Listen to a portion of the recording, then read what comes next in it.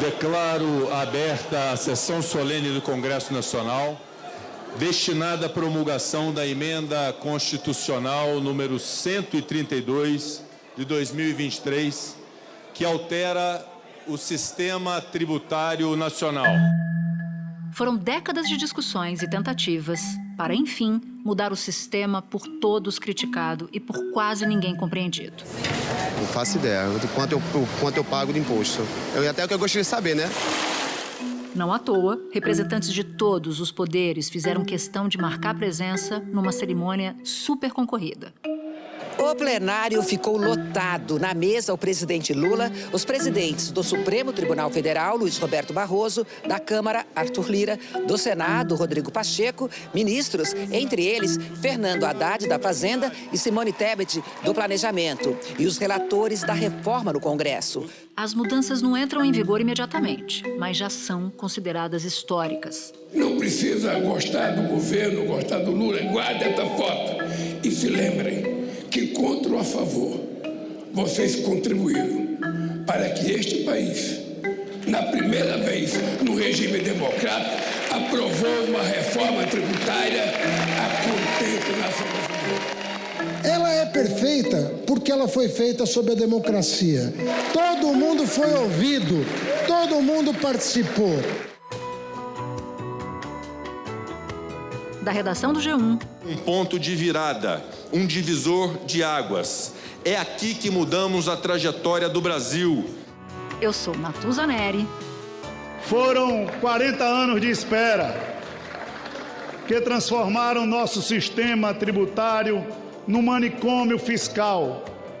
E o assunto hoje é: nos termos do parágrafo 3º do artigo 60 da Constituição Federal, declaro promulgada a Emenda Constitucional número 132 de 2023, a reforma tributária brasileira.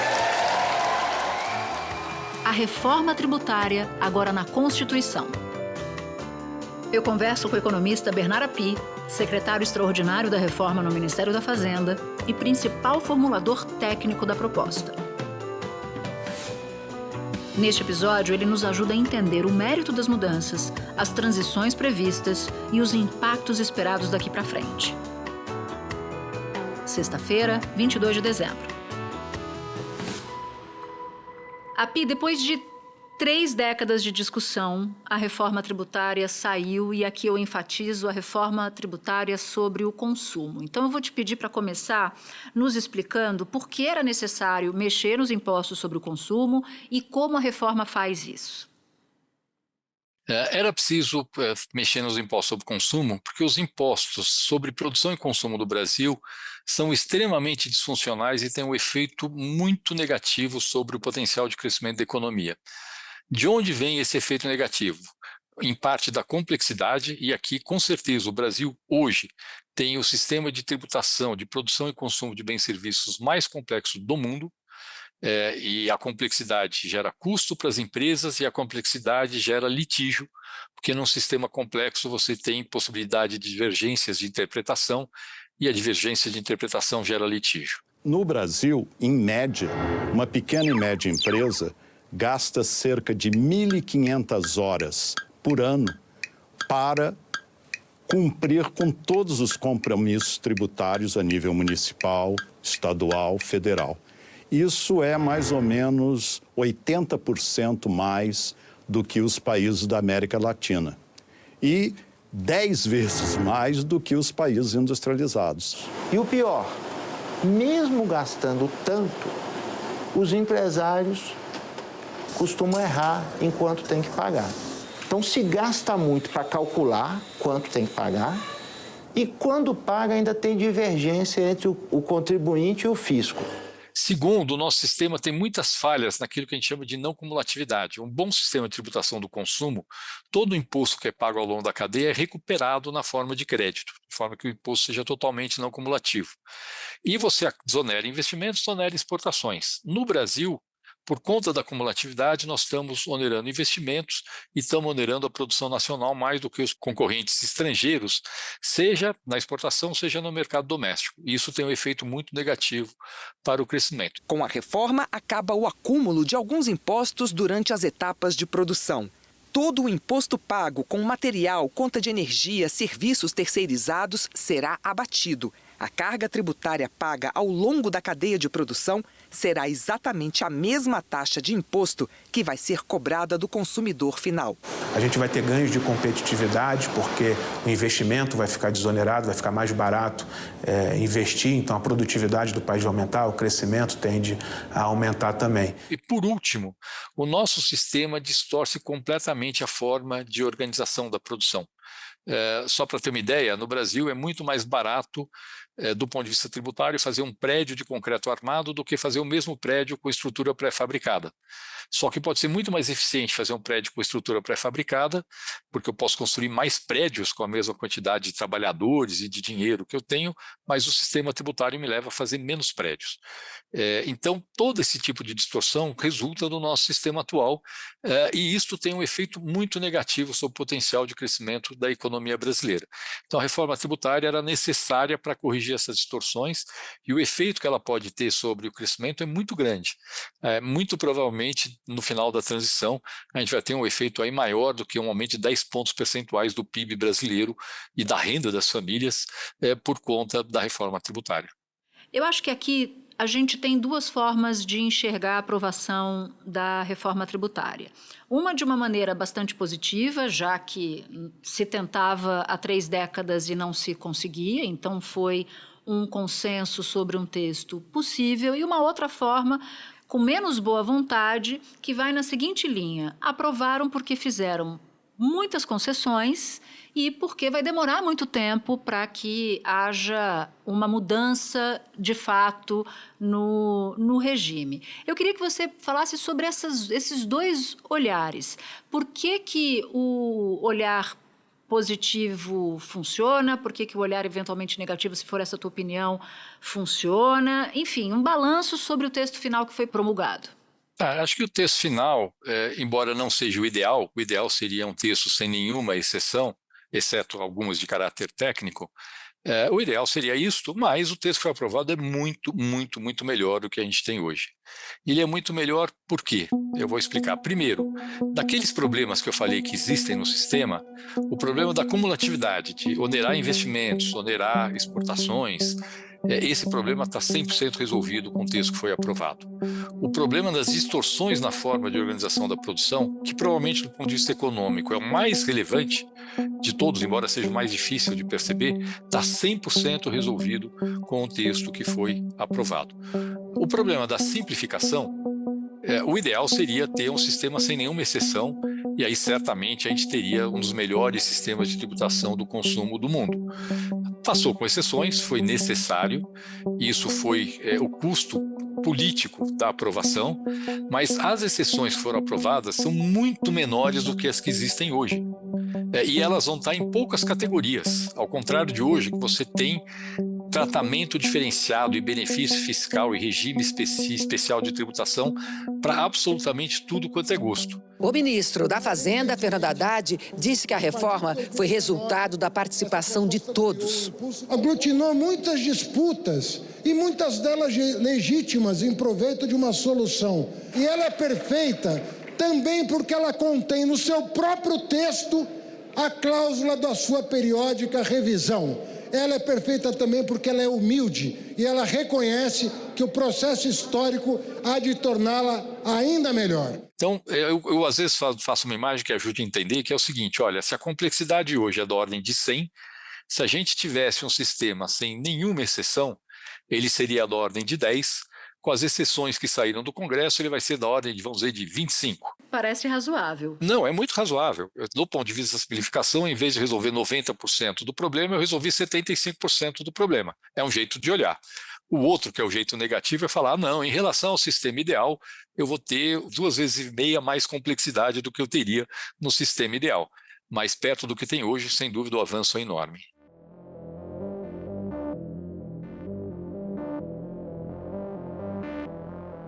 Eu queria até te perguntar sobre essa transição, né? Quanto tempo vai levar? Quais serão os primeiros efeitos dessas mudanças? Quando serão os primeiros efeitos dessas mudanças? Porque você falou, depois que se atravessar esse deserto, vai chegar num potencial de crescimento do PIB tal. Mas quanto tempo vai demorar para a gente começar a sentir essas mudanças, para que elas sejam sentidas pelos exportadores, pelos investimentos, pelos investidores? A transição, ela tem 9 anos, ela termina no final de 2032 e ela está em 3 etapas, vamos dizer assim. Tem uma primeira etapa, que é o ano de 2026, que é um ano de teste. Então, aí, de fato, não vai ter efeito nenhum. Em 2027, você vai extinguir o PIS/COFINS, que tem uma legislação extremamente complexa, vai extinguir a maior parte do IPI e vai substituir pela CBS, a Contribuição sobre Bens e Serviços, que é o IVA federal, que é muito, muito, muito mais simples do que o PIS e COFINS. Então, na verdade, você já vai ter um efeito positivo em todos os sentidos, de desoneração de investimento, de desoneração de exportações, de redução de complexidade, já em 2027. E a transição do ICMS e do ISS, que são os tributos dos estados e municípios, essa vai se dar de 2029 até 2033, quando no começo de 2033 se completa toda a transição. Então, do ponto de vista da simplificação, você tem um momento importante em 2027 e você vai ter um momento importante em 2033. Os 5 tributos que existem hoje vão virar 2 IVAs, um gerenciado pelo governo federal, chamado de CBS, outro gerenciado por estados e municípios, o IBS. E esses 2 tributos passam a ser cobrados somente no fim da cadeia de produção, quando o bem ou serviço é consumido. O IVA ele é um modelo de tributação sobre o consumo que é adotado em 174 países do mundo. Ele é um modelo considerado a melhor maneira de tributar o consumo, porque ele é o que menos distorce a economia. Do ponto de vista da redução do custo de investimentos, você já tem o efeito em 2027, tem um efeito crescente de 2029 a 2032 e tem um efeito total em 2033. Mas tem um efeito mais importante que esse, Natuza, que é o fato de que muitas empresas já vão começar a investir com base no novo sistema tributário e não no sistema antigo. E ao fazer isso, elas já aumentam a produtividade. Então, os novos investimentos que forem sendo feitos ao longo desse processo de transição, quando as empresas estão investindo já pensando no novo sistema tributário e não no antigo, esses investimentos já vão ser mais produtivos do que os que tem hoje e você já tem um efeito positivo aí sobre o potencial de crescimento da economia brasileira. Então, de fato, você tem razão, os efeitos no total só vão vir no final da transição, mas eles já vão aparecendo ao longo desse processo. Agora, Pi, me dá calafrios a tal da regulamentação, né? Porque já tem contratados aí, já há contratada muita discussão para o ano que vem para a definição das leis complementares que vão regulamentar a reforma. Eu digo que fico com medo como repórter de política, porque eu cansei de ver a aprovação de legislações que necessitavam de regulamentação e essas regulamentações muitas vezes vieram muito tempo depois ou, em alguns casos, sequer vieram. Então, eu queria pedir para você nos explicar como é que isso vai ser definido e se você tem um temor de que algumas regulamentações, algumas decisões importantes, cruciais, sejam jogadas para as calendas. Não tem esse risco. É necessário a lei complementar que vai regulamentar esses novos tributos, a contribuição sobre bens e serviços, que é federal, o imposto de bens e serviços, que é dos estados e municípios, vai ser uma lei complementar só que vai tratar de todos os aspectos. Então, a gente não vai deixar nada de fora desse processo de regulamentação. A reforma prevê uma alíquota padrão, que vai ser paga por todos. O governo ainda calcula qual será o valor dessa alíquota. Durante a discussão da reforma no Senado, a estimativa era de uma taxa de 25,9% a 27,5%. Com relação ao prazo, tem um prazo previsto na emenda constitucional de 180 dias para envio, mas a verdade a gente vai enviar num prazo menor ainda. Eu estou aqui com um bafo na nuca, tanto do meu chefe quanto do legislativo, para fazer esse trabalho o mais rápido possível. Posso te garantir que vai ser bem menos que 180 dias o prazo que a gente vai enviar para o Congresso Nacional. Agora, a gente quer fazer bem feito, e bem feito não só do ponto de vista técnico, isso já tem uma parte do trabalho feito, mas também do ponto de vista político. E a gente quer começar a trabalhar conjuntamente com os estados e municípios, porque afinal é a mesma lei que vai regulamentar o tributo federal e o imposto dos estados e municípios, e a gente quer trabalhar conjuntamente com eles e estamos já conversando para em janeiro, em meados de janeiro, já estar trabalhando junto nesse processo de regulamentação do novo imposto. E todo o nosso objetivo é que a lei complementar seja o mais clara possível para evitar litígio e para evitar divergências de interpretação. Assim, talvez eu não descanse muito nos próximos meses, mas posso te garantir que a gente está fazendo todo o trabalho para que ele seja o mais bem feito, tanto do ponto de vista técnico quanto do ponto de vista político. Api, eu acho que é uma das primeiras vezes que eu pisei no Congresso Nacional, eu era uma repórter foca, né, que é repórter em início de carreira. Eu pedi uma dica para falar com alguém sobre reforma tributária e aí me indicaram para falar com você. Você não vai se lembrar disso porque você tinha que tratar com muitos jornalistas. Eu não me lembro que ano era isso, mas certamente depois do ano de 2003. E você era visto como uma espécie de Dom Quixote. Olha o cara da reforma, ele nunca vai conseguir aprovar uma reforma, porque sempre foi muito difícil aprovar uma reforma e atingir o consenso. Então, não tem como não te perguntar como é que você se sente depois dessa aprovação. Eu me sinto realizado, né? Afinal, é o trabalho de anos que você vê resolvendo. Mas por que deu certo agora? Eu acho que deu certo porque a gente aprendeu com os erros do passado, acho que isso é importante. Errar faz parte da vida, agora tem que aprender com o erro, né? E aí a gente aprendeu com os erros do passado que dificultaram a aprovação da reforma no passado, mas deu certo muito por uma conjunção política, tá, Natuza? A gente tem que entender isso. Uma conjunção política em que a reforma passou a ser prioridade para o Executivo, e aqui o ministro Fernando Haddad teve um papel fundamental, absolutamente fundamental. Não só isso tornou prioridade para ele, como ele teve uma participação ativa importantíssima nas negociações, mas se tornou prioridade para o parlamento também. E aí a atuação dos relatores, dos presidentes da Câmara e do Senado e dos próprios líderes partidários foi muito importante nesse processo de construção política que viabilizou a aprovação da reforma tributária. A transparência do novo sistema também vai atrair investimentos estrangeiros, de modo a impulsionar o desenvolvimento econômico e a criação de empregos no Brasil. Agora, quem ganha mais vai pagar mais. Aprovamos uma reforma tributária que dará segurança jurídica aos investidores. Tornamos nosso sistema tributário mais previsível e eficiente. Pela primeira vez na história conseguimos aprovar uma reforma tributária para facilitar o investimento, para facilitar o pagamento de imposto, pagar mais quem ganha mais e pagar menos quem ganha menos, para que a gente melhore a vida do povo brasileiro. Então, foi essa conjunção que permitiu a gente, vamos dizer assim, desatar um nó que o Brasil está tentando desatar, pelo menos desde a Constituinte. Bom, então você não é Don Quixote, porque não tem mais moinho de vento. Agora a reforma é uma realidade, né? Tem que achar um outro epíteto para você. Eu já fui Don Quixote, agora eu não sei o que eu sou não, mas ainda tem muito trabalho, tá, Natuza? Assim, é muito engraçado assim, porque assim, eu tô aqui naquela fase de comemoração e ao mesmo tempo já ultra preocupado com tudo que eu tenho que fazer nas próximas semanas e nos próximos meses, mas assim, a gente está trabalhando e comemorando ao mesmo tempo. Tá certo. Api, muito obrigada por ter topado falar com a gente aqui no assunto. Tá bom, muito obrigado, Natuza. É uma honra estar aqui no assunto, que é um dos podcasts mais importantes do país.